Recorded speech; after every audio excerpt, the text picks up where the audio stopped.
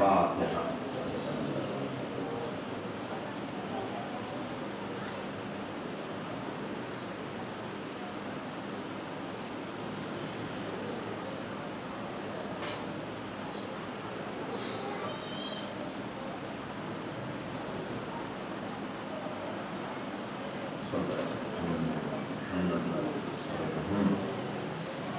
اعوذ باللہ من الشیطان الرجیم، بسم اللہ الرحمن الرحیم، الحمدللہ رب العالمین، الصلاۃ والسلام علی محمد وآلہ الطیبین الطاہرین المعصومین، اما بعد۔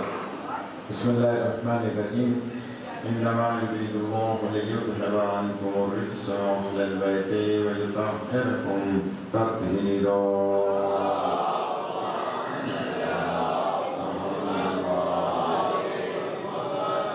واجب الاکرام صاحبان المفہوم، جیسا کہ آپ کو علم ہے کہ اس عشرہ اولیٰ میں، اس مقدس بارگاہ میں آیت تطہیر کے ذیل میں کچھ گزارشات عرض کرنے کی سعادت حاصل ہو رہی ہے، اور اس اشتباہ کو دور کر لیا جائے کہ شیعہ حیدر کرار میں کوئی شرک کرتا ہے،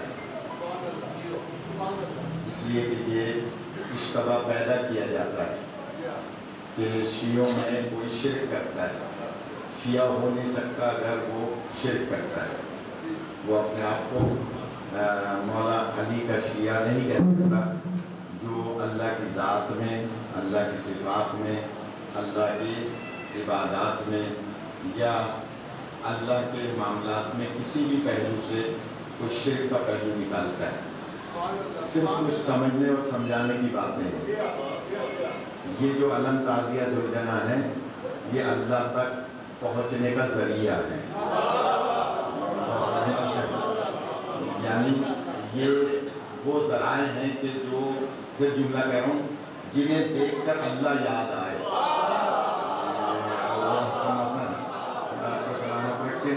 لہٰذا اگر کوئی شیعہ یہ کہتا ہے کہ صاحب یہ جو تعزیہ ہے بس یہی سب کچھ ہے، نعوذ باللہ، باقی کچھ نہیں ہے، تو اس کا مطلب ہے کہ وہ یہ ہو نہیں سکتا، کیونکہ یہ ذریعہ ہیں، کیونکہ اللہ نے خود ذریعے بنائے ہیں۔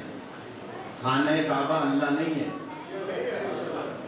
لیکن حج پہ جب ہم جاتے ہیں تو ہر آدمی خانہ کعبہ کو دیکھ کر اللہ سے دعا مانگ رہا ہوتا ہے، دیکھ کعبے کو رہا ہوتا ہے، دعا اللہ سے مانگ رہا ہوتا ہے، چاہے اس میں شیعہ ہو یا سنی ہو۔ جیسے ہی کعبے میں اندر پہنچتا ہے اللہ سے دعا کرتا ہے، بلکہ مسلمانوں میں سے بات کو تو ہم نے یہ کہتے ہوئے دیکھا ہے، یا اللہ، اشارہ کعبے کی طرف کر رہا ہے، پکار اللہ کو رہا ہے، تو وہاں تو کوئی مشرک نہیں کہتا اس کو۔ میں جملہ کہہ رہا ہوں، یہ جناب اشارہ کر رہا ہوتا ہے کعبے کی طرف اور پکار اللہ کو رہا ہوتا ہے۔ تو یہاں اگر کوئی علم تعزیہ زوجنہ کو وسیلہ بناتا ہے اور اس کے ذریعے سے اللہ تک پہنچتا ہے تو یہ اللہ تک پہنچنے کے ذریعے ہیں۔ اگر مولا حسین نہ ہوتے تو اللہ کی نماز نہ ہوتی، اللہ کا سجدہ نہ ہوتا، ہر طرف یزیدیت ہوتی یا شیطانیت ہوتی۔ لہٰذا تھوڑی سی گزارش یہ ہے کہ ہم لوگ خود اشتباہات پیدا کرتے ہیں اور لوگوں کو متوجہ کرتے ہیں کہ جناب شیعہ ایسا کرتے ہیں، شیعہ ویسا کرتے ہیں، شیعہ، کوئی بھی شیعہ اللہ کی ذات میں کسی کو شریک بنا ہی نہیں سکتا، اس لیے کہ وہ علی کا چاہنے والا ہے تبھی تو شیعہ ہے، اور علی علیہ السلام اللہ کو سجدہ کرتے ہیں۔ اگر علی اپنے آپ کو سجدہ کراتے ہیں نعوذ باللہ تو ہم معاذ اللہ کہہ دیتے کہ جناب یہ علی کا شیعہ ہے، علی کو اپنے آپ کو سجدہ کراتے ہیں، تو ایسا نہیں ہے۔ ان اشتباہات کو پیدا کرنے کی، منبر پہ ڈسکس کرنے کی ضرورت نہیں ہے۔ ہاں اگر کوئی کہتا ہے کہ صاحب آپ علم کو گویا سجدہ کر رہے ہیں تو اسے سمجھائیں کہ نہیں جناب ایسا نہیں ہے۔ اگر کوئی نادانی میں کر رہا ہے تو اسے سمجھایا جائے کہ جناب علم کی تعظیم ضروری ہے، سجدہ ضروری نہیں ہے۔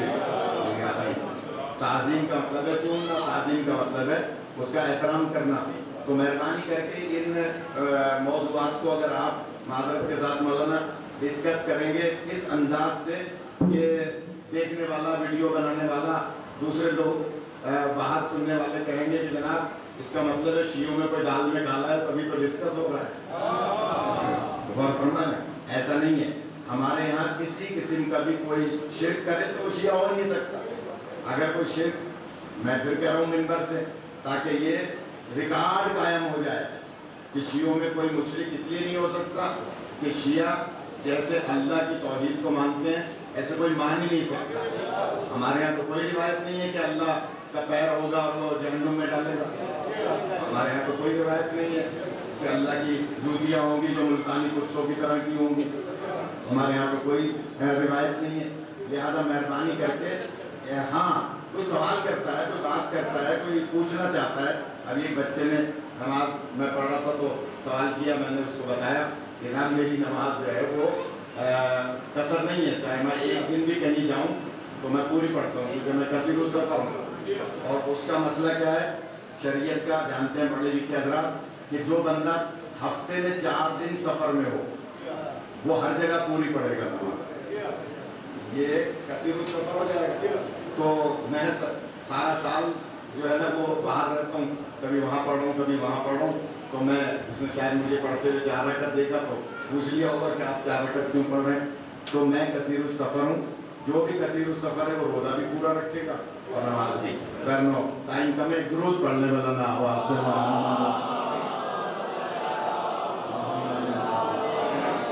یہ جملہ کہہ رہا ہوں، اہل بیت کی معرفت حاصل کریں اللہ کی معرفت حاصل ہوگی. اہل بیت کی معرفت حاصل نہیں ہوگی اللہ کی معرفت حاصل نہیں ہو سکتی. کیونکہ اللہ تک پہنچنے کا ذریعہ ہے 14 معصومین ہمیں اللہ بتاتے ہیں. 14 معصومین نے ہی بتایا ہے کہ اللہ کون ہے، اللہ کیسا ہے، اور اس کو ہم سمجھ بھی نہیں سکتے. اللہ ذہنوں میں آ جائے تو بندہ ہی نہیں ہے. میں تو جملہ کہہ رہا ہوں اللہ کا بندہ علی کوئی سمجھ میں نہیں آ سکتا کسی کے، اللہ کیسے سمجھ میں آ سکتا ہے. جو بندہ خدا ہے، بندہ خدا ہے، وہ نہیں سمجھ میں آ سکتا تو پھر اللہ کیسے سمجھ میں آئے گا. ہاں بس صرف اتنا ہے کہ جو احکامات خدا بندی ہیں، جو پھر میں جملہ کہا کرتا ہوں علامہ اظہر حسن زیدی صاحب کا کہ صرف علی ہی کو نہ مانو بلکہ علی کی بھی مانو. یعنی یہ کہو گے میں یہ علی مدد تو کرتا ہوں لیکن نماز تو کربلا والوں نے پڑھی ہو تو میں نہیں پڑھوں. یعنی مولا علی کو بھی مان رہا ہوں اور کہہ رہا ہوں صاحب نماز تو کربلا والوں نے پڑھی وہ تو میں نہیں پڑھوں گا. نہیں، اس کا مطلب ہے آپ علی کو تو مان رہے ہیں، علی کی نہیں مان رہے. اور محبت کا تقاضا یہ ہے کہ جس سے عشق کیا جائے اس کے حرکات و سکنات کو بھی ویسے ہی اپنایا جائے کہ جیسے عشق کرنے کا حق ہوا کرتا ہے. لہذا اگر مولا کائنات یہ فرماتے ہیں کہ سورج گواہ رہنا، تو نے مجھے کبھی سوتے ہوئے نہیں دیکھا. اگر مولا یہ فرما رہے ہیں کہ سورج گواہ رہنا، تو نے مجھے کبھی سوتے ہوئے نہیں دیکھا، میں نے ہمیشہ تجھے ابھرتے ہوئے دیکھا ہے. تو اس کا مطلب ہے علی اپنے چاہنے والوں کو بتا رہے ہیں نا کہ جب سورج نکل رہا ہو تو تم جاگ رہے ہو. اس لیے کہ معصوم فرماتے ہیں کہ جب صبح کے وقت کوئی سو رہا ہوتا ہے تو 2 فرشتے اس پہ لعنت کرتے ہیں. اب کیوں داد دیں گے؟ مولا فرماتے ہیں کہ جب صبح کے وقت کوئی سو رہا ہوتا ہے جو نماز کا ٹائم ہے تو 2 فرشتے اس پہ لعنت کرتے ہیں. ایک وہ فرشتہ جو ڈیوٹی ختم کر کے جا رہا ہوتا ہے رات کی، اور ایک وہ فرشتہ جو ڈیوٹی پہ آ رہا ہوتا ہے. جانے والا کہتا ہے کہ میری تو ڈیوٹی بھی ختم ہو گئی، ابھی تک سو رہا ہے، اور آنے والا کہتا ہے میری ڈیوٹی شروع ہو گئی، ابھی تک سو رہا ہے. لہذا دونوں لعنت کرتے ہیں اس پہ جو صبح سو رہا ہوتا ہے. اور علی لعنت ہی سے بچانے والے ہیں جو کہتے ہیں کہ ہمیشہ سورج کو ابھرتے ہوئے دیکھو. درود پڑھتے محمد والے محمد. لہذا علی کا شیعہ کوئی بے نمازی بھی نہیں ہو سکتا. اگر کوئی بے نمازی ہے، نماز نہیں پڑھ رہا تو علی کا شیعہ نہیں ہے. اس لیے کہ مولا کائنات خود فرماتے ہیں کہ جب میں 1000 رکعت نماز ایک شب میں مولا علی 1000 رکعت نماز پڑھتے تھے. ہم تو 100 رکعت شب قدر میں نہیں پڑھ سکتے میرے خالی. وہ 1000 رکعت رات کو پڑھتے تھے. اور صرف یہی نہیں بلکہ علی فرماتے ہیں کہ سخاوت جو ہے نا، سخاوت وہ صرف پیسوں ہی کی نہیں ہوتی، عبادت کی بھی سخاوت ہوتی ہے. آج تھوڑا سا یہ کل شعلہ صاحب نے مجھے موضوع تو دیا لیکن میں چاہ رہا ہوں کہ تھوڑا سا عرض کروں کہ جناب سخاوت صرف پیسوں کی نہیں ہوتی، عبادت کی بھی سخاوت ہے، اخلاق کی بھی سخاوت ہے، آپ کے کردار کی بھی سخاوت ہے، اور ہر سخاوت کو ملا کر مولا کا جملہ سن لیں۔ مولا فرماتے ہیں کہ لوگ رزق تلاش کرتے ہیں محنت میں، لوگ رزق تلاش کرتے ہیں محنت میں، اللہ تعالیٰ نے رزق رکھا ہے سخاوت میں۔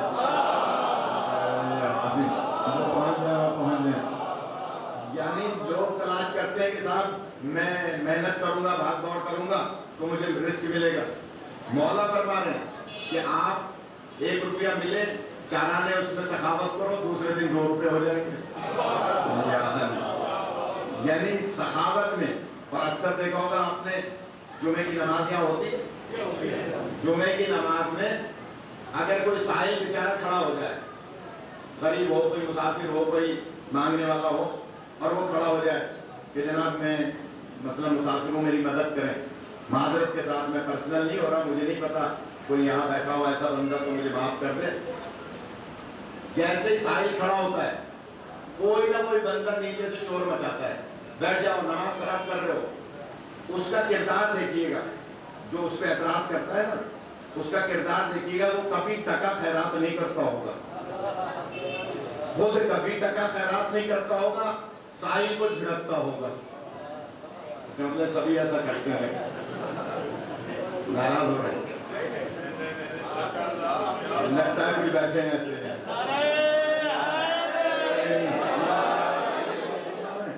یعنی سائل بہت ہی معذرت کے ساتھ، مجھے نہیں پتا، میں نے تو کبھی یہاں تو پھر بولے تو صحیح کہ ایسا ہے کہ نہیں، کہ جناب اگر کوئی سائل کھڑا ہو جاتا ہے، میرے کراچی میں تو بہت ہیں ایسے، شکر ہے اگر یہاں کوئی ایسا نہیں ہے، کہ جناب کوئی بیچارہ سائل کھڑا ہوتا ہے تو کوئی نہ کوئی شور مچاتا ہے، بیٹھ جاؤ، شور نہیں کرو، باہر مانگنا بعد میں مانگنا، اور جو یہ اعتراض کرتا ہے نا اس کو بٹھاتا ہے، وہ کبھی ٹکا بھی خیرات نہیں کرتا ہوگا، خود خیرات نہیں کرتا، دوسرے کو مانگنے بھی نہیں دیتا۔ غور فرما دیں، مولا امام زین العابدین علیہ الصلوۃ والسلام،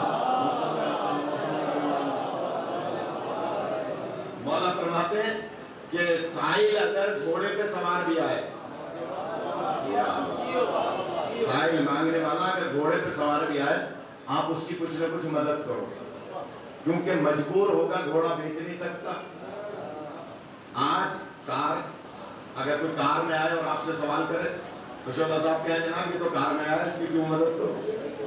نہیں، ایسا نہیں ہے، کار نہ بیچنا اس کی مجبوری ہوگی، لیکن اپنا مسئلہ لے کر آیا ہے تو وہ شخص امتحان میں مبتلا ہوتا ہے کہ جو کسی سائل کو جھڑکتا ہے، سائل کو برا بھلا کہتا ہے۔ حضرت یعقوب علیہ السلام کے دور میں ان کی گلی میں کوئی مانگنے آیا، فرماتے ہیں جاؤ بیٹا یوسف اس کو کچھ دو جا کر۔ حضرت یوسف علیہ السلام گئے تیزی کے ساتھ، لیکن دیکھا کہ وہ سائل گلی سے چلا گیا۔ جنگل میں جا کر اس نے اللہ کی بارگاہ میں سوال کیا، یا اللہ میں تیرے 2 نبیوں کے شہر میں گیا تھا اور بھوکا واپس آیا ہوں۔ اللہ نے حضرت یعقوب علیہ السلام سے وحی کی کہ اب امتحان کے لیے تیار ہو جاؤ، اس لیے کہ سائل تمہاری گلی سے خالی واپس آ گیا۔ اس لیے جملہ کہوں، یہ صرف 14 وہ ہیں جو کسی کو خالی نہیں لوٹاتے۔ یہ چاہتا معصومین وہ ہیں کہ ان کے دروازے سے کوئی خالی نہیں جاتا، چاہے کیسا ہی سائل ہو۔ میں جملہ کہوں، میں نے ایک روایت بیان کی تھی پچھلے سالوں میں کچھ چہرے دیکھ رہا ہوں، ان کے لیے بیان کر رہا ہوں کہ گھمسان کی جنگ ہو رہی تھی اور ایک شخص آ کر کہتا ہے یا علی میری تلوار ٹوٹ گئی ہے، آپ مجھے تلوار دے دیجیے۔ یا علی جو پہنچ گئے، مولا کائنات نے کیا جواب دیا تھا؟ کمبر نے کہا تھا مولا یہ صبح سے آپ سے لڑ رہا ہے، آپ سے لڑتے ہوئے اس کی تلوار ٹوٹی ہے اور آپ سے تلوار مانگ رہا ہے۔ جملہ سنیے گا، مولا فرماتے ہیں جب تک یہ لڑ رہا تھا دشمن تھا،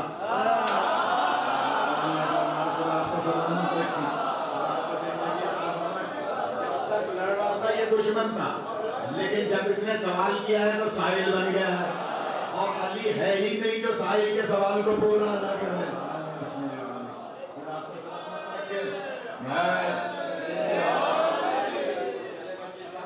تو یاد آ گیا کہ میں جلدی سے جملہ کہہ رہا ہوں، کہا کہ اب یہ سائل ہے تو یہ 14 وہ ہیں جو کسی سوال کے جواب میں کبھی لا نہیں کرتے، اب رانا صاحب کو جگانے کے لیے جملہ کہوں، یہ 14 وہ ہیں جو کسی سائل کے سوال کے جواب میں لا نہیں کہتے، چاہے کوئی اپنی بیٹیاں ہی رشتے میں کیوں نہ پیش کرے۔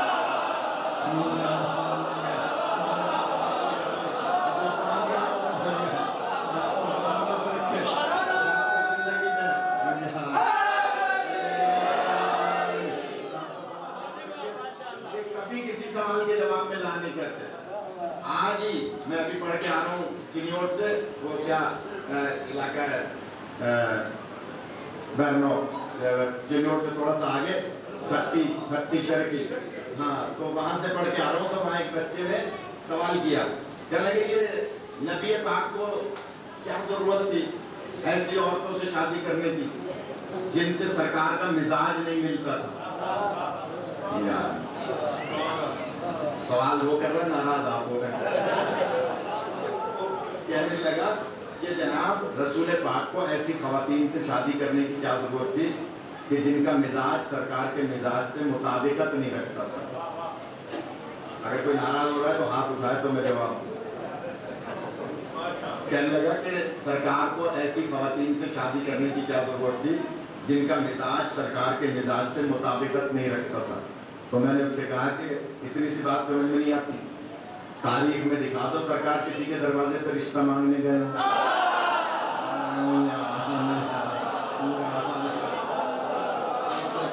کوئی دکھاتے کہ سرکار کسی کے دروازے پہ گئے ہوں کہ میں تمہاری بیٹی سے شادی کرنا چاہتا ہوں؟ خود آتے تھے، سرکار ہم آپ سے اپنی بیٹی کی شادی کرنا چاہتے ہیں۔ تو سرکار تو رحمت للعالمین ہے، سرکار سوال کے جواب میں منع کیسے کریں گے؟ اس لیے کہ اگر نبی منع کر دیں گے تو جو بیٹیوں کو زندہ درگور کرتے تھے انہی کو اگر نبی منع کر دیں کہ میں تمہاری بیٹی سے شادی کیسے کروں تو یہ انصاف کے خلاف ہوگا۔ تو سرکار دروازے پہ نہیں جاتے تھے، خود رشتہ لے کر آتے تھے کہ ہم اپنی بیٹی کی آپ سے شادی کرنا چاہتے ہیں۔ اور دوسرا جواب سن لیں، اگر کوئی ناراض ہو تو بعد میں مجھ سے بات کر لے، لیکن ابھی توجہ فرمائے۔ دوسرا جواب یہ ہے کہ سرکار ہے رحمت للعالمین، سرکار کی سیرت ہمارے لیے نمونہ عمل ہے۔ سرکار بتانا یہ چاہتے ہیں کہ میری امت میں کسی کے نصیب میں ایسے مزاج کی خواتین آ جائیں تو نکاح کیسے کیا جائے۔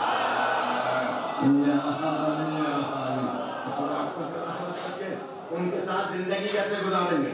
سرکار کی سیرت دیکھتے جائیں، زندگی گزارتے جائیں۔ تو یہ کبھی سوال کے جواب میں آج موضوع بن گیا ہے بس کہ جناب یہ ایسے سخی ہیں جو کسی سوال کے جواب میں لا نہیں فرماتے، ان کے ہاں لا نہیں ہے۔ لہذا کہا کہ یا علی تلوار دے دیجئے، مولا علی نے اس کو تلوار دے دی۔ کیا سوچ کے وکیل صاحب اس نے تلوار مانگی تھی مولا سے؟ کیا سوچ کے مانگی تھی؟ صبح سے تو لڑ رہا تھا۔ جملہ کہوں،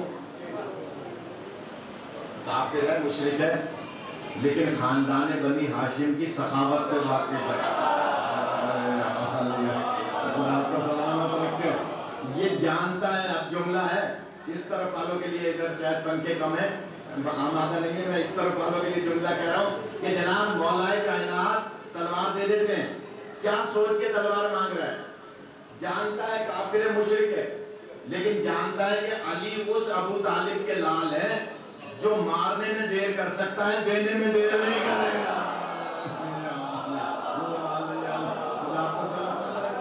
اور جہاں میں لے جانا چاہ رہا ہوں وہی ہوا، مولا نے تلوار دے دی۔ جیسے ہی تلوار دی تو اس نے کہا یا علی تلوار تو آپ نے مجھے دے دی، اب یہ فرمائیے کہ آپ کی تلوار سے میرے ہاتھوں سے آپ کو بچائے گا کون؟ بچے آمادہ ہو جائیں۔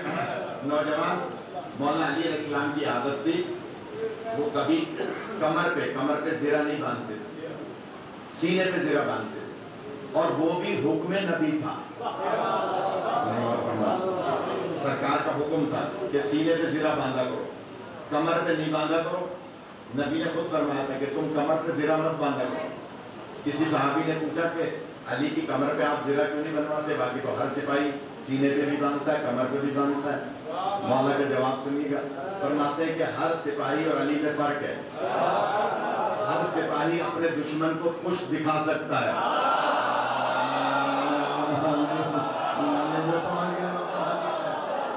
ہر سپاہی اپنے دشمن کو پشت دکھا سکتا ہے۔ علی کبھی کسی کو پشت نہیں دکھایا کرتا، نہ کسی کو پشت دکھاتا ہے، نہ کسی بھاگتے ہوئے کا پیچھا کرتا ہے۔ اور ہمارے لہٰذا مولا کائنات کمر پہ کبھی نہیں باندھتے تھے، سینے پہ زرہ باندھتے تھے۔ اچھا، ایک عالم نے لکھا کتاب میں کہ جناب سینے پہ بھی زرہ کیوں باندھتے تھے؟ اس کا راز یہ تھا کہ زرہ رہے، زرہ مولا کے پاس رہے۔ ایک معاشرتی مسئلہ حل کرنا چاہ رہا ہوں۔ مسئلہ کیا ہے کہ زرہ رہے گی علی کے پاس تو یہ کسی وقت کام آ جائے گی۔ تھوڑا سا جاننا ہے کب کام آئی، کب کام آئی، آج کر دوں کب کام آئی؟ جب شادی ہو رہی تھی۔ نبی پاک نے پوچھا یا علی مہر دینے کے لیے کیا ہے؟ فرماتے سرکار میرے پاس سوائے زرہ کے کیا ہے؟ یا کافر سے بیچ دو، یہ تو تمہارے سینے پہ رکھوائی آج کے دن کے لیے۔ آپ کو سلامت رکھے، کہا اس زرہ کو بیچ دو۔ مولا کائنات نے وہ زرہ بیچی۔ اب پڑھے لکھے حضرات ہیں، اگر مولا علی کی سیرت پر چلنے والے، مولا علی کا نام لینے والے، ہم نعرہ تو بہت لگا رہے ہیں نا، لیکن مولا علی کی سیرت پر ہم تمام حقوں نہیں چلتے کہ مولا علی کی سیرت کیا ہے کہ نبی پاک نے فرمایا، مولانا کیا فرمایا کہ آپ زرہ بیچ دو اور اس زرہ ہی کے پیسوں سے مہر ادا کرو، جو مہر ادا کرو گے اسی مہر سے جہیز بنے گا۔ غور فرمائے گا، اسی مہر سے جہیز بنے گا۔ بہت باریک جملہ ہے، میری مائیں بہنیں مجلس سن رہی ہیں، پتہ نہیں وہاں تک آواز جا رہی ہے یا نہیں۔ جملہ کہہ رہا ہوں کہ اگر مولا علی کی سنت پہ چلا جائے، سیرت پہ چلا جائے، تو آج کوئی بچی جہیز کی وجہ سے اپنے گھر بیٹھی جا رہا ہے۔ کیوں؟ پہلے سے طے کریں، اس سے کبھی مہر، جتنا مہر دو گے اتنا ہی جہیز بنے گا۔ نہیں بول کرنا۔ پھر اس لڑکی کی ساس، شوہر کی ماں کبھی اسے تانا نہیں دے گی کہ تم تو جہیز میں فریج لے کر نہیں گئی۔ بچی کہہ دے گی جتنا مہر دیا تھا اتنا جہیز آ گیا۔ اگر آپ نے مہر دیا ہوتا تو فریج بھی آ جاتا، ٹی وی بھی آ جاتا، فلاں چیز بھی آ جاتا۔ لہذا کیونکہ مولا علی کی نعرہ ہم بہت لگاتے ہیں، جب شادی کا معاملہ آتا ہے تو سیرت پہ نہیں چلتے۔ اس لیے میں نے عرض کیا تھا کہ علی کو بھی مانو، علی کی بھی مانو، تبھی شیعہ علی میں شمار ہوگا۔ تو مولا کائنات زرہ بیچ دی، اسی سے جہیز بنا اور اسی سے کھانے کا اہتمام ہوا تھا۔ یہاں جو کھانے کا، دو چار نوجوان جن کی مجھے نہیں پتا یہ سامنے بیٹھے ہیں، ان کی شادیاں ہوئی ہیں یا نہیں ہوئی ہیں، تو ذرا مثالیں قائم کریں، اس قسم کی مثالیں قائم کریں تاکہ پتہ چلے کہ ہم مولا علی کے چاہنے والے ہیں۔ اسی سے کھانا ہوا، اسی سے جہیز بنا، جو مہر اعلیٰ کے، یہ تو تھا ظاہری مہر، حقیقی مہر تھا پوری دنیا کا پانی، پوری دنیا کا نمک، پوری دنیا کی زمین، یہ تھا حقیقی مہر بی بی کا۔ اگر میں فضائل عرض کروں تو ایک جملہ کہوں، مہر رکھا ہوا جاتا ہے جو دولہا ادا کر سکے، مہر ہوتا ہی وہ ہے جو دولہا کی دسترس میں ہو۔ اس کا مطلب ہے اگر بی بی کا مہر پوری دنیا کا پانی ہے تو علی کے کنٹرول میں ہے تو پانی ہے، اگر نمک ہے تو علی کے کنٹرول میں ہے تو نمک ہے، اگر زمین ہے تو علی کے کنٹرول میں ہے تو زمین ہے۔ اب جملہ کہہ دو جو حضرات آمادہ نہیں ہو رہے، کہ جو کہتا ہے کہ جناب میں علی کو نہیں مانتا اور علی کی زمین پر چل رہا ہے، اس کا مطلب ہے حرام کر رہا ہے، اور اگر وہ نمک کھا رہا ہے اور علی کو نہیں مانتا تو نمک حرام ہی ہو رہا ہے۔ اگر ہوا استعمال کر رہا ہے اور علی کو نہیں مانتا تو اس کا مطلب ہے حرام کر رہا ہے، تو علی کے دسترس میں ہے۔ یہی سبب ہے کہ مولا علی کا ایک لقب ہے ابو تراب، اور پتہ ہے ابو تراب لقب ہے زمین کے باپ، اور باپ افضل ہوتا ہے، اولاد مفضول ہوتی ہے۔ غور فرمائے گا، پوری دنیا کا نمک، پوری دنیا کا پانی مولا علی کے کنٹرول میں ہے۔ ہوا، اب کوئی اس کو بھی شرک کہہ دے تو اس کا اپنا نصیب ہے. ناراض ہو گئے اس بات. اختیارات ہیں, اختیارات نبی اور امام کا اندازہ نہیں لگا سکتے. اگر ہر بات کو شرک شرک کریں گے تو پھر حضرت عیسیٰ کا مردہ زندہ کرنا نعوذ باللہ شرک میں آ جائے گا.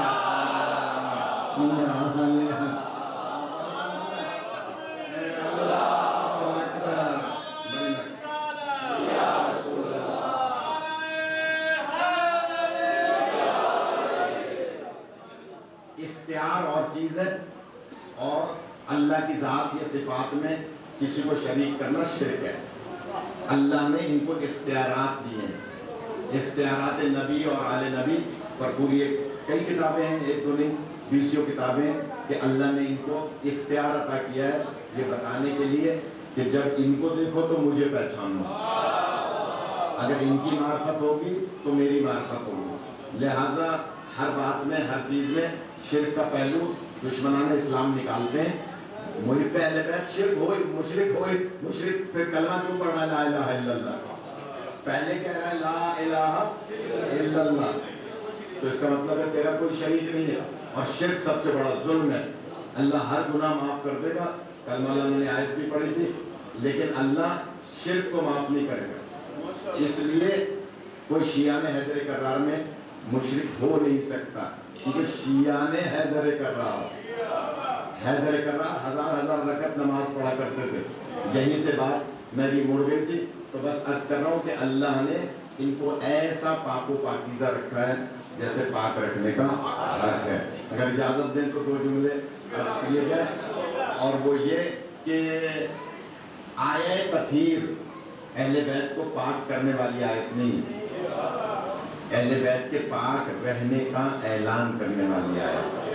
لہذا کوئی یہ کہے کہ جناب اہل بیت آیت کے نازل ہونے کے بعد پاک ہوئے, تو اس کا مطلب یہ ہوا کہ آیت تو نازل ہوئی ہے رحلت سے چند دن پہلے, 6 ماہ پہلے یا 3 ماہ پہلے. تو اس کا مطلب ہے کہ نبی پاک نے جتنے احکامات دیے ہیں وہ سب کے سب نعوذ باللہ مشکوک ہو جائیں گے. اس لیے نبی پاک اور یہ سب کے سب یہی سبب ہے. اب جلدی سے جملہ کہوں, کل میں نے مثال دی تھی 7 صحابہ کی. 7 صحابہ ایسے ہیں کہ جو روزانہ فجر کی نماز سے پہلے دروازہ جناب سیدہ پہ آتے تھے اور آ کر بوسہ دیتے تھے. اس کا مطلب ہے دروازے پہ بوسہ دینا شرک نہیں ہے, کیوں کہ دروازے کی تعظیم کر رہا ہے. تعظیم کرنا اور ہے, سجدہ کرنا اور ہے.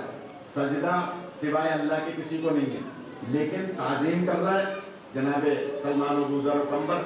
بلکہ جناب سلمان کے لیے تو روایت ملتی ہے کہ اپنی ریش مبارک سے دروازہ جناب سیدہ پہ جھاڑو دیا کرتے تھے, روزانہ آ کر جھاڑو دیا کرتے تھے, دروازے کی صفائی کیا کرتے تھے, تو آ کر بیٹھ جاتے تھے. اسی لیے میں نے کہا تھا کہ ہمارے یہاں بزرگوں نے روایت ڈالا ہے کہ مسجد کے ساتھ ساتھ امام بارگاہ بھی رکھا ہے. امام بارگاہ منسوب ہے 14 سے, مسجد منسوب ہے اللہ سے. صحابہ پہلے دروازے زہرا پہ جاتے تھے, پھر نماز پڑھنے جاتے تھے. یہ سنت صحابہ ہے کہ پہلے دروازہ سیدہ پر آؤ, پھر اللہ کا سجدہ کرو, اور پھر دروازہ جناب سیدہ پر جاؤ. تو میں نے جلدی سے کل مثال دی تھی کہ آ کر دروازے پہ بیٹھ جاتے تھے اور آ کر سوال کرتے تھے بی بی کوئی حدیث سنائیں, تو بی بی اندر سے کوئی نہ کوئی حدیث بیان فرماتی تھی. کل کی بات سے متصل کرنا, جناب جابر نے پوچھا کہ آقا زادی کوئی حدیث, تو بی بی اندر سے فرماتی ہے ہاں جابر, ایک دن میرے بابا تشریف لائے اور مجھ سے کہا کہ بیٹی میں اپنے بدن میں ذوف محسوس کر رہا ہوں. تو بی بی فرماتی ہے میں نے فرمایا کہ خدا آپ کو ذوف سے محفوظ رکھے. سرکار نے فرمایا کہ وہ مجھے چادر لا کر دو یمنی. بی بی کی اوڑی بھی چادر نبی نے اوڑی. اب تھوڑا جاگنا پڑے گا بھائی آگے والوں کو. بی بی کی اوڑی بھی چادر نبی نے اوڑی, سب نے لکھا ہے. اگر کوئی اس میں بھی کہے کہ صاحب حدیث کسا کی سند نہیں ہے, تو میں جملہ سخت کہہ دوں, ناراض ہو تو 2 روٹی زیادہ کھائے, لیکن میں جملہ کہہ رہا ہوں. آیت اللہ مرشی نجفی ہمارے بزرگ عالم گزرے ہیں, انہوں نے اسناد حدیث کسا پر کتاب لکھی ہے. اس میں انہوں نے 8 راویوں کا تذکرہ کیا ہے. وہ فرماتے ہیں کہ ان 8 میں سے اگر کوئی ایک راوی کسی حدیث کو نقل کر دے، کسی بھی حدیث کو، تو پھر اس کی سند ڈھونڈنے کی ضرورت نہیں ہے۔ اور حدیث قصہ کے ان 8 میں سے 4 راوی موجود ہیں۔ اب میں سب جملہ کہوں گا اس طرف والوں کے لیے، اور وہ جملہ یہ ہے کہ اگر کوئی حدیث قصہ کی سند کا منکر ہے تو ان اسناد کے بعد میں اس کے حسب نسب کا منکر ہوں۔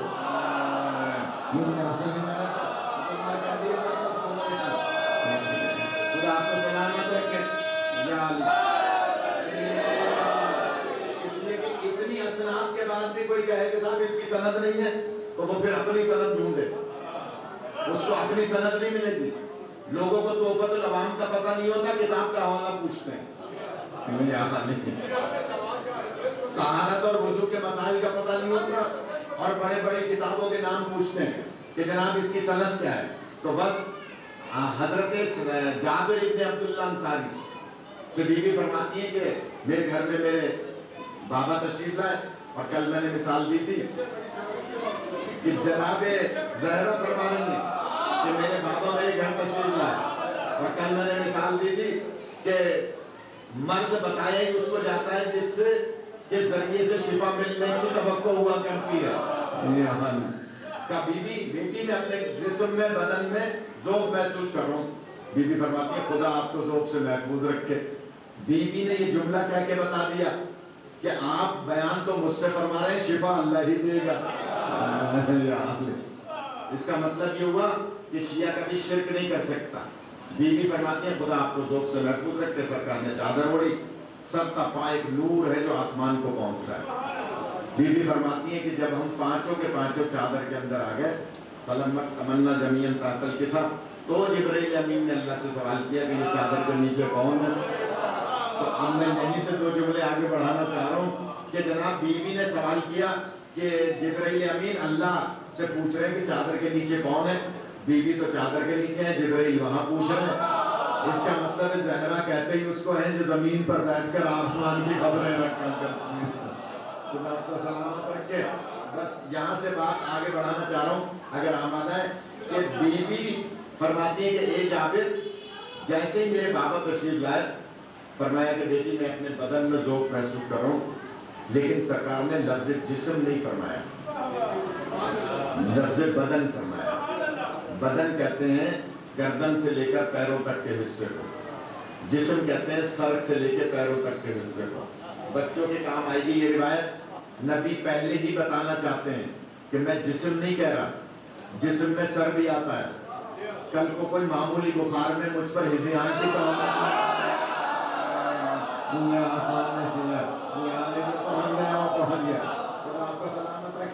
لہذا میں لفظ جسم نہیں کہہ رہا، حالانکہ عربی میں جسم بھی ہے اور بدن بھی ہے، کہ بدن ہی ذوفن، کہ میرے بدن میں ذوف ہے۔ ہمارے ایک عالم موجود ہے، ابھی امریکہ میں رہتے ہیں، مولانا تلمیذ حسنین صاحب، انہوں نے اس پر بحث کی ہے کہ یہ جو ذوف تھا سرکار کو، یہ بھی ذوف میری اور آپ کی طرح کا ذوف نہیں تھا، یہ سمجھانے کے لیے ذوف تھا، یہ روایت عظمت زہرا بتانے کے لیے ذوف تھا۔ اور یہی سبب ہے کہ سرکار کا ذوف ختم ہوا، اور اس کے بعد کیا ہوا؟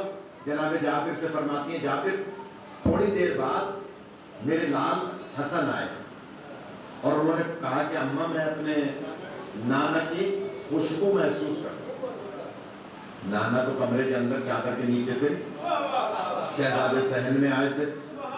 پہلے زمانے میں صحن والے گھر ہوتے تھے نا، یہاں بھی صحن والے گھر ہوتے ہیں، کراچی میں اب کم ہوتے ہیں، لیکن پہلے صحن میں داخل ہوئے، اماں میں اپنے گھر میں اپنے نانا کی خوشبو محسوس کر رہا ہوں۔ ایک عالم گزرے ہیں اہل حدیث کے، دیکھیے اہل حدیث والا اعتراض کرے اچھا لگتا ہے، اس کے اعتراض کے جواب ہم دے سکتے ہیں، لیکن کوئی علی ولی اللہ پڑھ کے اعتراض کرے تو برا لگتا ہے کہ بھائی تم علی ولی اللہ بھی پڑھ رہے ہو، اعتراض بھی کر رہے ہو۔ تو کہا کہ اہل حدیث کے ایک عالم نے کہ جناب نانا تو کمرے کے اندر تھے چادر کے نیچے، مولا حسن باہر ہے، مولا حسین باہر ہے، دونوں کہہ رہے ہیں کہ اماں ہم اپنے نانا کی خوشبو محسوس کر رہے ہیں، تو وہ تو کمرے کے اندر چادر کے نیچے ہے، خوشبو باہر کیسے آ گئی؟ یہ اعتراض کیا اہل حدیث کے عالم نے۔ ہم نے اسے جواب دیا کہ آپ اہل حدیث تو کہتے ہو، بخاری نہیں پڑھتے۔ اپنے آپ کو اہل حدیث تو کہتے ہو، بخاری نہیں پڑھتے۔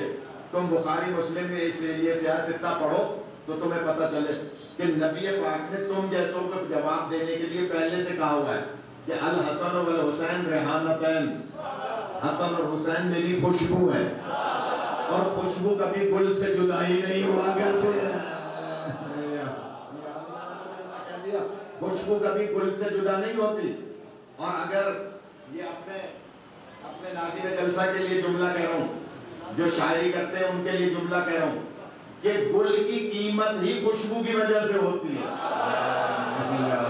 نہیں پہنچی میری بات؟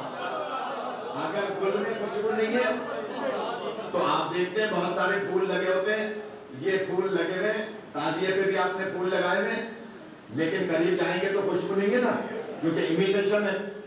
تو پتہ چلا ہر امیٹیشن میں خوشبو نہیں ہوتی، چاہے کوئی نبی کی جگہ پر بیٹھنے والا امیٹیشن آ جائے اس میں خوشبو نہیں ہوا کرتی ہے۔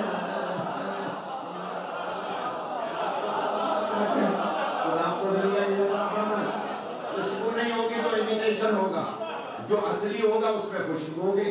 نبی فرما رہے ہیں کہ الحسن والحسین ریحانتین، حسن اور حسین میری خوشبو ہے، میری خوشبو ہے، میں گل ہوں، میری خوشبو حسنین ہے۔ فرمایا میری خوشبو ہے۔ آپ کہیں گے گلاب کا پھول ہے، پھول علیحدہ ہے، خوشبو علیحدہ ہے، یہاں نہیں، لیکن خوشبو پھول سے جدا نہیں ہے، پھول خوشبو سے جدا نہیں ہے۔ اور فرما رہے ہیں یہ شرک نہیں ہے، اللہ سمجھ میں نہیں آ سکتا، اس لیے کہ سورج ہے، شعاع ہے، لیکن شعاع سورج سے جدا نہیں ہے اور سورج شعاع سے جدا نہیں ہے، اس لیے شعاع ہے سورج کی پہچان کا ذریعہ۔ پتہ چلا 14 ہے اللہ کی پہچان کا ذریعہ۔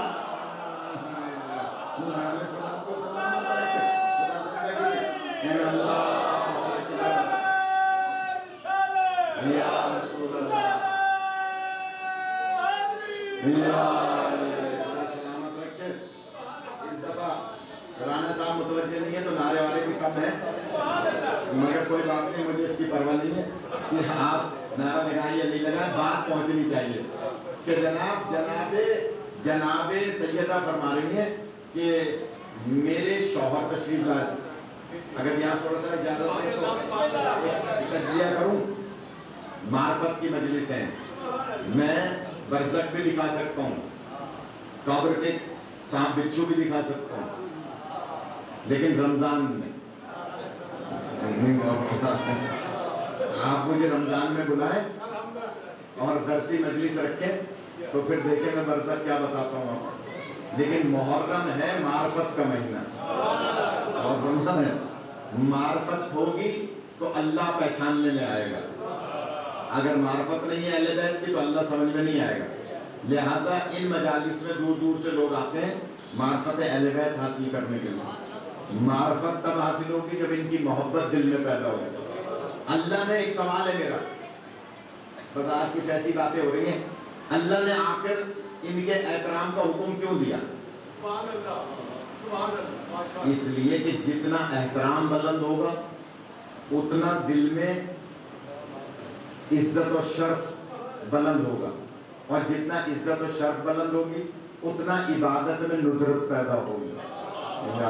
جملہ کہہ دوں، کیا ضرورت تھی سجدے کو روک کر مولا حسین کو پشت پر بٹھانے کی؟ یہ بتانے کے لیے کہ میرا سجدہ ہی تب سمجھ میں آئے گا جب حسین سمجھ میں آ جائے۔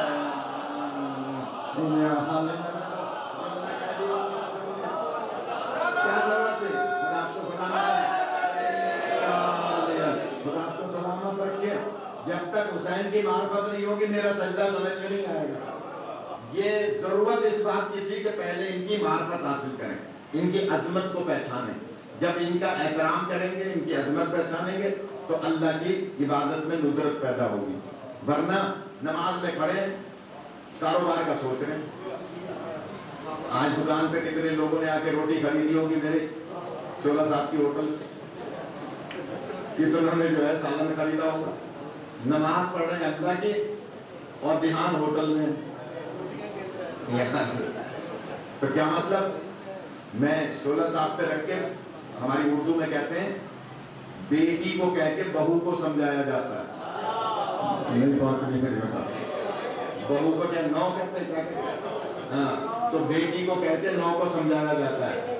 لہذا میں شعلہ صاحب کو کہہ کے بہت سو کو سمجھانا چاہ رہا ہوں کہ جناب نماز میں اس وقت تک خشوع و خضوع نہیں ہوگا جب تک معرفت نہیں ہوگی۔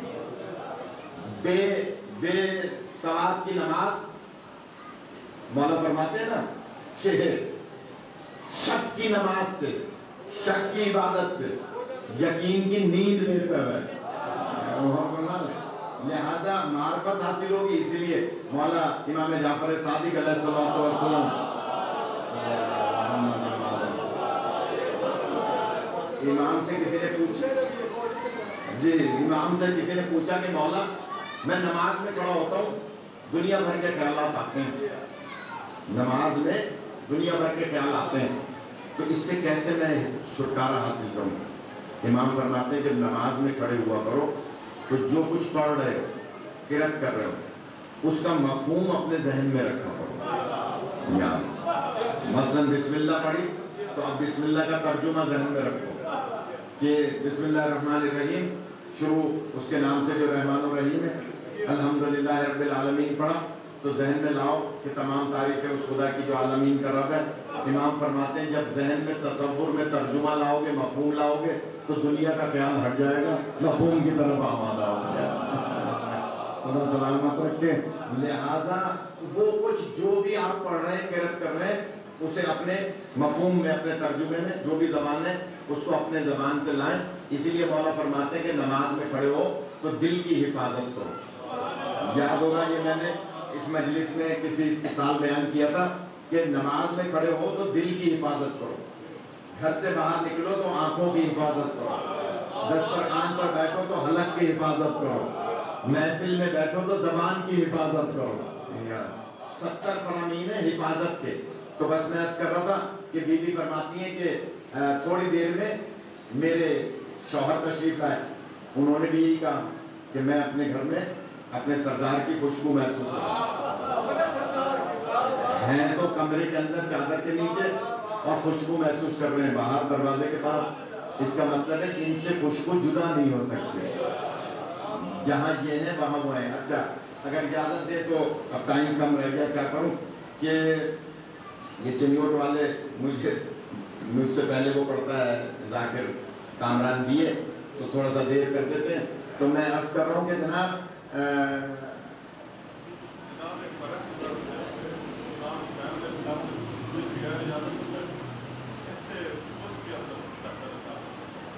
واہ واہ واہ، ایک گروپ پڑھے محمد والے محمد اللہ صلی اللہ محمد، بڑا اچھا سوال ہے۔ اب یہ ہے آدھے گھنٹے کا، کروں کیا؟ نہیں وہاں مجھے پڑھنا ہے اکتوبر ٹیکسنگ میں پڑھنا ہے 5 بجے، تو برنو دن تو ختم نہیں ہو رہا، لیکن چلیں مختصر جواب دے دوں اگر اجازت ہے۔ چیلنج ہے میرا کہ وکیل صاحب نے موضوع دے دیا، چیلنج ہے۔ اس واقعے کے علاوہ، حدیث قصہ والے، اس واقعے کے علاوہ ان شہزادوں نے کبھی نانا سے اجازت نہیں مانگی۔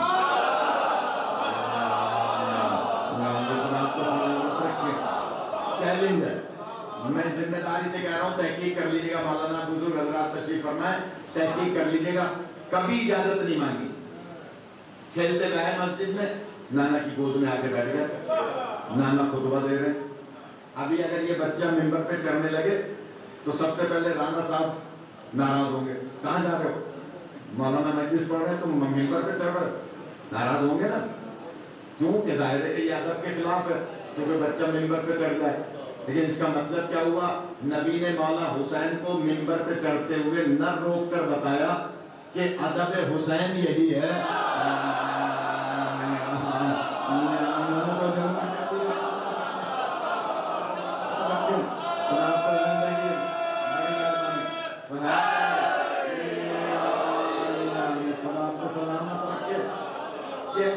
مسجد کے دروازے پہ، بلکہ روایات ایک دو نہیں ہیں، ایک دو نہیں 10 روایت ہیں کہ آتے ہیں مسجد میں جیسے مسجد میں داخل ہوتے ہیں نبی ممبر چھوڑ دیتے ہیں، تیزی کے ساتھ اترتے ہیں۔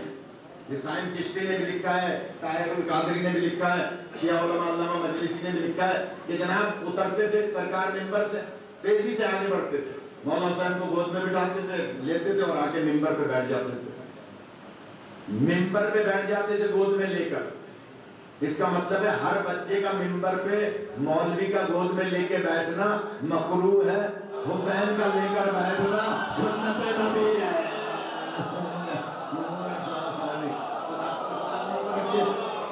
لاتے تھے اور لا کر گود میں بٹھا لیتے تھے اور پھر فرماتے تھے کہ میرے صحابیوں پہچانو اس حسین کو۔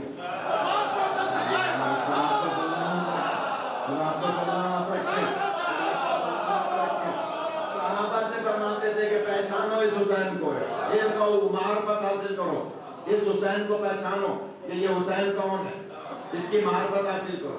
اور ایک روایت تو میں نے پڑھی کہ سرکار فرماتے ہیں اس کو پہچانو بھی اور وقت پڑھنے پہ اس کی مدد بھی کرنا ہے۔ اب میں جملہ کہہ دوں کہ جس صحابی نے حسین کی مدد نہیں کی اسے صحابی کہلانے کا حق حاصل نہیں ہے۔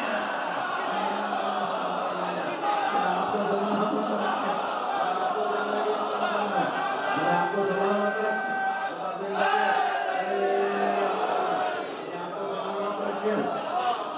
جو یہ کہے کہ میں صحابی رسول اس کی معرفت حاصل کرو، میں چیلنج کر رہا ہوں، کوئی ایک واقعہ نہیں ملتا۔ شعلہ صاحب آپ روٹیوں کی بات پہ ناراض نہ ہو، میں جملہ کہہ رہا ہوں، کوئی ایک واقعہ نہیں ملتا کہ جناب کبھی دونوں شہزادوں نے اجازت مانگی ہو، نانا اجازت ہے ہم آپ کی گود میں بیٹھ جائیں، حتیٰ کہ آپ کی بات سن لیں، حتیٰ کہ چیلنج ہے میرا، نبی نماز پڑھ رہے ہیں، صحابہ پیچھے نماز جماعت باندھے ہوئے ہیں، اور دونوں شہزادوں کی روایتیں ہیں، کبھی مولا حسن کبھی مولا حسین علیہ السلام، اور آتے ہیں اور کھیلتے کھیلتے پشت پر بیٹھ جاتے ہیں۔ کبھی آ کر اجازت نہیں مانگی کہ دوران نماز کہتے ہیں نانا اجازت ہے ہم پشت پر بیٹھ جائیں۔ اچھا میں پہلے عرض کر چکا کہ تہجد کی نماز 14 پر، یعنی میں نے وہاں کہا تھا 14 پر، ابھی چنیوٹ میں کہا تھا شاید یعنی کا 14 پر تہجد کی نماز واجب ہے، ہم پر مستحب ہے۔ تو یہ کیسے ہو سکتا ہے کہ نانا تو نماز پڑھ رہے ہوں اور نماز سے نماز نہیں پڑھ رہے؟ اب جملہ کہہ دوں، یہ نماز سے بتانا ہی یہ چاہتے ہیں کہ نانا نماز صحابہ کو پڑھا رہے ہیں، ہم کم سن ہیں، ہم پہ کوئی اعتراض نہیں کر سکتا، آ کر پشت پر سوار ہو کے بتا رہے ہیں کہ ہماری نماز تو یہی ہے کہ دنیا کو پتا چل جائے کہ حسین کی عظمت کیا ہے۔ آپ کو سلامت رکھے، آئے اور آتے ہی نہیں کوئی اجازت، کوئی روایت نہیں ہے۔ حتیٰ کہ نانا عید کے دن کہتے ہیں نانا ہماری سواری، آ جاؤ میری کاندھوں پر، کبھی اجازت نہیں مانگتے۔ یہ واحد زیر قسم والا معاملہ ہے جس میں اجازت مانگ رہے ہیں۔ اس کا راز بتا دوں کیا ہے، کیوں اجازت مانگ رہے ہیں، اس کا راز، اب میں کیا کروں ٹائم کم ہے، اس کا راز یہ ہے کہ دونوں شہزادے امام ہیں، امام بچہ ہو یا بڑا امام ہوتا ہے، بیٹھا ہو یا کھڑا امام ہوتا ہے۔ یعنی یہ بیٹھا اور کھڑا کا کیا مطلب، یعنی صلح کر کے بیٹھ جائے تو بھی امام ہے، کھڑا ہو کر جنگ کرے تو بھی امام ہے۔ امام ہے چاہے بیٹھا ہو یا کھڑا ہو، لہٰذا یہ حدیث ہے کہ امام ہے چاہے بیٹھا ہو یا کھڑا ہو، لہٰذا دونوں شہزادے امام ہیں۔ امام جانتے ہیں کہ ہم پہ کوئی اعتراض نہیں کرے گا اگر ہم پشت پر جا کر بیٹھ جائیں گے، لیکن کچھ مسلمان ایسے ہوں گے کہ جو یہ جملہ کہیں گے ہماری تاریخ کو دیکھ کر، ہمارے کردار کو دیکھ کر، کہ یہ دونوں شہزادے نانا اور نواسے کی محبت میں اتنے ڈوبے ہوئے تھے کہ جب چاہتے تھے گود میں بیٹھ جاتے تھے، جب چاہتے تھے پشت پر بیٹھ جاتے تھے، جب چاہتے تھے کاندھے پر بیٹھ جاتے تھے، کیونکہ نانا تھے، نانا اور نواسے کی محبت بہت زیادہ ہوتی ہے۔ اور دنیا والے اس کا یہ اعتراض بھی کرتے ہیں کہ جناب نانا نواسے کی تو بڑی محبت ہوتی ہے، اگر بیٹھ گئے کاندھے پہ تو کیا ہوا، بیٹھ گئے پشت پہ تو کیا ہوا، ہر نانا کی پشت پہ نواسا بیٹھتا ہے، جملہ کہہ رہا ہوں، ہر نانا کی پشت پر نواسا نواسی آ کے کھیلتے میں بیٹھ جاتی ہے۔ آپ بھی جو بزرگ گھر میں نماز پڑھتے ہوں گے، بچے آ کے آپ کے ساتھ کھیلتے ہوں گے، بیٹھ جاتے ہوں گے۔ جملہ سنیے گا، مولا حسین نے اس کا پہلے سے جواب دیا کہ ہم کبھی اور اجازت نہیں مانگیں گے، چادر میں جانے کے لیے اجازت اس لیے مانگ رہے ہیں کہ 1400 سال کے بعد کوئی سپاہی صحابہ والا یہ کہہ دے گا کہ نانا نواسے کی محبت بہت تھی، چادر میں جا کر داخل ہو گئے، لیکن جو جبرائیل آیت لائے تھے وہ آیت صرف نبی پر آئی تھی، حسنین پر نہیں آئی تھی۔ اس لیے بتا دیا کہ ہمیشہ تو محبت میں بیٹھتے ہیں، آج اجازت لے کر بتا رہے ہیں کہ آیت تطہیر جو آئے گی وہ ہماری شان میں نہیں آئے گی۔ اصل راز یہ تھا کہ آیت تطہیر کے ہم بھی مصداق ہیں۔ وہ یہ نہ کہتے کہ محبت میں داخل ہو گئے تھے، آیت تو صرف نبی پاک کے لیے تھی، یا مثال کے طور پہ حضرت زہرا کے لیے تھی، حسنین تو محبت میں چلے گئے تھے، بتایا نہیں۔ آج اپنی مرضی سے نہیں جا رہے، اللہ کے نبی کی مرضی اور اللہ کے نبی کی مرضی اللہ کی مرضی ہے، لہذا اللہ کی مرضی سے چادر میں جا رہے ہیں، جو آیت نازل ہوگی ہم بھی اس کے مصداق ہوں گے، یہی سبب ہے کبھی اجازت نہیں مانگتے، آ کے کاندھوں پہ سوار ہو جاتے ہیں، پشت پہ بیٹھ جاتے ہیں۔ اور یہ روایت کو سائن چشتی نے اس انداز سے لکھی ہے، 2 کتابیں سائن چشتی کی، ایک میں نے پڑھا، ایک میں اب بعد والے کچھ ان کے بننے کے بعد ایڈیٹنگ بھی کر رہے ہیں، یعنی اب بریلوی حضرات بھی کتابوں میں ایڈیٹنگ کر رہے ہیں کہ شیعوں کو دلیل نہ مل جائے، تو ہم ان کی خدمت میں عرض کریں گے کہ آپ کتابوں میں ایڈیٹنگ کرتے رہیں، قرآن سے تو ایڈیٹنگ نہیں کر سکتے۔ قرآن مجید میں تو تعریف نہیں کر سکتے، اس لیے کہ قرآن میں آیات موجود ہیں کہ دونوں شہزادے نانا پہ کبھی بھی سوال نہیں کرتے تھے، یہاں بھی آئے نماز پڑھا رہے سرکار، آ کر مولا حسین پشت پر بیٹھ گئے۔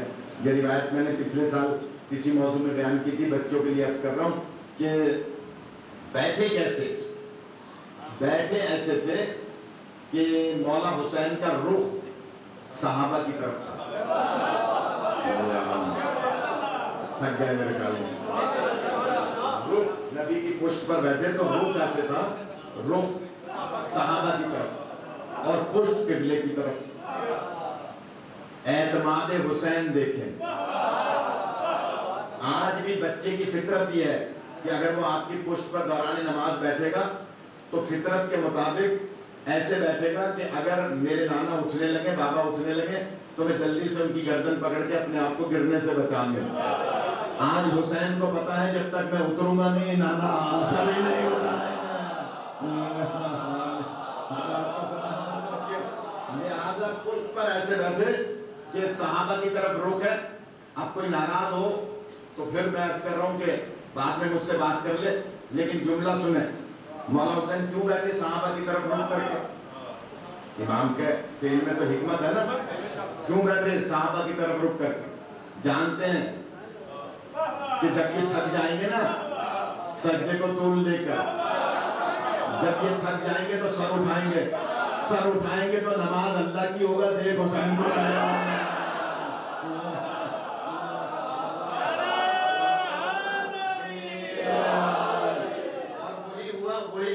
آپ تاریخ اٹھا کے دیکھیں، میرے پاس کراچی میں کتاب موجود ہے ڈاکٹر طاہر القادری کی، وہ لکھتے ہیں کہ حضرت انس بن مالک نے سر سجدے سے اٹھایا کہ دیکھو سرکار پہ کوئی وحی آ رہی ہے جو سجدے کو طول دیے جا رہے ہیں، جیسے ہی اٹھایا سر، نیت تو اللہ کی نماز کی تھی، جملہ کہوں، دیکھا حسین کو فوراً سجدے میں چلے گئے۔ میں بھاری جملہ کہہ رہا ہوں، پتہ چلا حسین کہتے ہی اس کو ہے جس کو دیکھ کر اللہ کا سجدہ یاد آیا ہے، فوراً سجدے میں چلے گئے مولا حسین کو دیکھ کر کہ یہ نواسے بیٹھے ہیں پشت پر، لہذا پھر سجدے میں۔ لکھتے ہیں کہ 7 مرتبہ سر اٹھایا حضرت انس بن مالک نے، سرکار سجدے کو سبحان ربی العلیٰ و بحمدہ طول لیے جا رہے ہیں، اور یہ سجدے پہ سجدے کیے جا رہے ہیں، بار بار دیکھ رہے ہیں، پھر سجدہ، پھر دیکھ رہے ہیں، پھر سجدہ، بار بار دیکھتے ہیں، سجدے میں چلے جاتے ہیں۔ اب میں سوال کروں گا، یہاں جو موجود ہیں افراد، وہ اپنے پہلے میں ادھر ادھر جو مسجد کے مولوی صاحبان ہیں، آپ کے شہر میں رہنے والے دوسرے مسالک کے، ان سے آپ پوچھیں کہ کسی نے آج تک فتویٰ دیا کہ حضرت انس بن مالک کی نماز باطل ہو گئی؟ اس لیے کہ انہوں نے 7 مرتبہ سر اٹھایا۔ آپ تو ایک دفعہ اگر عمل کبیر کر لیں نماز میں تو نماز باطل ہو جاتی ہے، یہ 7 مرتبہ سر اٹھا کے پھر اللہ کا سجدہ کر رہے ہیں۔ تو بتانا حسین کا یہی مقصد تھا کہ مجھے دیکھ کر اگر سجدہ کرو گے تو نماز باطل نہیں ہوگی، نماز افضل ہو جائے گی۔ لہذا حسین کو پہچانو، نبی پاک بار بار فرماتے ہیں حسین کو پہچانو۔ اور ہمارے بزرگ عالم علامہ بشیر کیکسلہ صاحب کی میں نے گفتگو سنی، میں چھوٹا سا تھا، اسکاؤٹ بنا ہوا تھا، جیسے بچے اسکاؤٹ بنتے ہیں، تو میں بھی بچپن میں اسکاؤٹ بنتا تھا مدرسے میں جانے سے پہلے، تو اسکاؤٹ بنا ہوا کھڑا تھا، علامہ بشیر صاحب تقریر کر رہے تھے، تو مجھے وہ بات یاد ہے کہ وہ فرماتے ہیں کہ مولا حسین علیہ السلام پشت پر ہیں اور جبرائیل امین آئے اور کہا کہ اے اللہ کے رسول سجدے کو طول دے دیجیے، بس اتنا فرمایا، سجدے کو طول دے دیجیے، اور یہ کہہ کے جبرائیل چلے گئے۔ مولا حسین پشت پر کھیل رہے تھے، نبی سجدے کو طول دیے جا رہے تھے۔ اب جبرائیل امین انتظار میں کہ اللہ مجھے حکم دے تو میں رسول تک پہنچاؤں، صحابہ انتظار میں ہے کہ رسول سر سجدے سے اٹھائیں تو ہم سر سجدے سے اٹھائیں، رسول انتظار میں ہے کہ جبرائیل آئے تو میں اللہ کا حکم پاؤں تو سر سجدے سے اٹھاؤں۔ جملہ کہہ دوں، اللہ انتظار میں ہے کہ حسین اترے تو میں جبرائیل کو دے دوں۔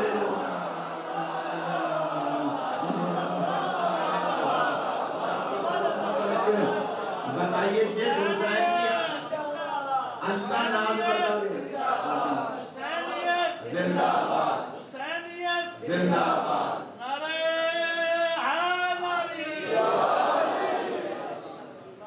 مولا سلامت رکھیں۔ جس حسین کی اللہ ناز برداریاں کرے، وہ نانا کے دین کو بچانے کے لیے سفر کرے، اپنے ماں کی قبر کو چھوڑے۔ کیونکہ منبر کی بات آئی تو مجھے ایک روایت یاد آئی، مجلس میں جب آیا کریں حضرت زہرا سے دعا کر کے آیا کریں کہ بی بی ہم آپ کے لال کی مجلس میں جا رہے ہیں، ہمیں تھوڑا بہت رونا آ جائے کیونکہ ہم گریہ کرنے جا رہے ہیں، آپ کو راضی کرنے جا رہے ہیں، آپ راضی ہیں تو اللہ راضی ہے۔ حضرتاروں،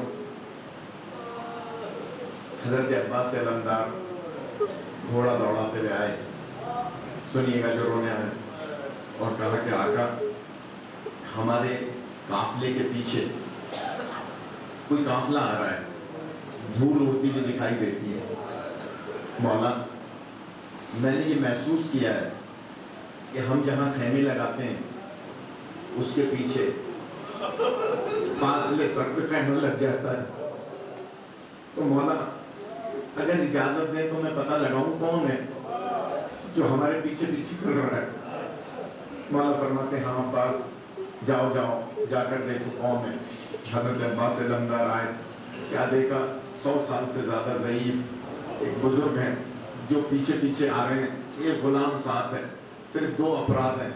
سنیے گا جو رونے آئے، جیسے ہی مولا عباس آئے کہ آپ پیچھے پیچھے کیوں آ رہے ہیں، آپ تو بزرگ صحابی معلوم ہوتے ہیں، فرمایا ہاں میں زہرا کے لال کے اس قافلے کے پیچھے پیچھے چلنا چاہتا ہوں۔ اگر بتایا آقا اس طرح سے کوئی بزرگ صحابی ہیں اور وہ آپ کے اس قافلے کے پیچھے چل رہے ہیں، مولا فرماتے ہیں جاؤ علی اکبر جا کر میرے نانا کے صحابی کو لے آؤ اور ان سے کہو ہمارے ساتھ ساتھ سفر کریں۔ سنیے گا حضرت علی اکبر گئے، وہ قدموں میں گر گئے اور کہتے ہیں آقا ناراض نہ ہو، آقا سے کہیے میں آپ کے قافلے کے ساتھ ساتھ نہیں چل سکتا۔ سنیے گا جو رونے آئے، عزیزانوں کریم کربلا مولا حسین خود گھوڑا دوڑاتے میں آئے اور آ کر کہا ہے میرے نانا کے صحابی جب تم میرے ساتھ ہی چلنا ہے تو میرے قافلے کے ساتھ کیوں نہیں چلتے؟ وہ قدموں میں گر کے ہاتھ جوڑ کے کہتے ہیں آقا آپ چھوٹے سے تھے آپ کمسن تھے، آپ مسجد میں داخل ہو رہے تھے، آپ کا پیر چوکھٹ سے ٹکرایا تھا، آپ کے نانا خطبہ دے رہے تھے، ایک مرتبہ آپ کا پیر چوکھٹ سے ٹکرایا تھا، آپ گرنے والے تھے، لیکن آپ کے نانا نے آپ کو گرنے نہیں دیا اور تیزی سے ممبر سے اترے، آپ کو گود میں لیا اور آ کر ممبر پر بیٹھ گئے اور آپ کے لیے فرمایا کہ پہچانو میرے اس حسین کو، اور آپ کی آنکھوں میں آنسو آ گئے۔ سنیے گا عزیزانو، جیسے ہی آپ کے نانا کی آنکھوں میں آنسو آئے، میں سوچتا رہا کہ یہ تو حسین بچے ہیں، اگر خدا نہ خواستہ گر بھی جاتے تو کوئی چوٹ نہ لگتی، بچے گرتے اٹھتے رہتے ہیں، آخر نبی رو کیوں رہے ہیں؟ تو میں انتظار میں بیٹھ گیا کہ سارے صحابہ مسجد سے چلے جائیں، میں تنہائی میں رسول سے بات کروں گا، میں سرکار سے سوال کروں گا کہ سرکار حسین کو گود میں کیوں اٹھایا، حسین کی بارے میں آنکھوں سے آنسو کیوں بہائے؟ سنیں گے عزیزانو، جب سب صحابی چلے گئے، آقا میں نے آپ کے نانا سے ہاتھ جوڑ کے عرض کیا، آقا آخر حسین کو گود میں کیوں اٹھایا، آخر منبر پہ کیوں بٹھایا؟ تو آپ کے نانا کا گریہ بلند ہوا اور کہا، اے عروہ غفاری، جب میں حسین کو گرتا ہوا دیکھتا ہوں مجھے وہ منظر یاد آ جاتا ہے جب حسین زین سے زمین پر آئے گا اور حسین کا جسم تیروں سے چھلنی ہوگا، حسین زین سے زمین پر ہوگا اور حسین کو کوئی بچانے والا نہ ہو۔ اجرکم اللہ، آپ کے گریے پر رحمتوں کا نزول فرمائے۔ جو رونے آئے ہیں دو جملے سن لیجئے، اللہ تعالیٰ خدا آپ کو ہر بلا و مصیبت سے محفوظ رکھے۔ فرماتے ہیں کہ آپ کے نانا نے فرمایا میرے حسین کو بے گناہ شہید کیا جائے گا۔ اس وقت میں ایک سرد آہ بھر کے زمین پر بیٹھ گیا، رونے لگا۔ آپ کے نانا نے مجھ سے پوچھا تم اس وقت سرد آہ کیوں بھر رہے ہو؟ تو میں نے ہاتھ جوڑ کے کہا سرکار حسین تو کم سن ہے، میں ابھی بڑا ہوں، میری عمر زیادہ ہے، میری دلی خواہش ہے میں حسین پر اپنا سر قربان کروں، میں بھی حسین کے ساتھیوں میں شمار ہوں۔ آپ کے نانا نے میرے لیے دعا دی اور کہا عروہ خدا تمہیں اتنی عمر عطا فرمائے گا تم میرے حسین کے ساتھ شہید ہوگے۔ آقا جب سے مجھے پتا چلا آپ نے مدینہ چھوڑا، میں آپ کے پیچھے پیچھے چل رہا ہوں تاکہ میں بھی شہیدوں میں شامل ہو جاؤں۔ سنیں گے آخری جملہ، مولا فرماتے ہیں ہاں عروہ تمہارا نام شہیدوں کی فہرست میں موجود ہے، تم میرے ساتھ شہید ہوگے۔ اگر جب تمہیں شہیدی ہونا ہے تمہارا نام فہرست میں ہے تو تم میرے قافلے میں کیوں نہیں چلتے؟ سنیں گے جملہ، عروہ قدموں پہ ہاتھ رکھ کے کہتے ہیں مولا میں آپ کے کارواں میں کیسے چلوں؟ ارے علی و بطول کی بیٹیاں آپ کے ساتھ سمجھ کے رہتے ہیں، مجھ سے برداشت نہ ہوگا، ان کی آواز میرے کانوں میں آ جائے، میں کہوں گا عروہ ذرا شام غریبہ میں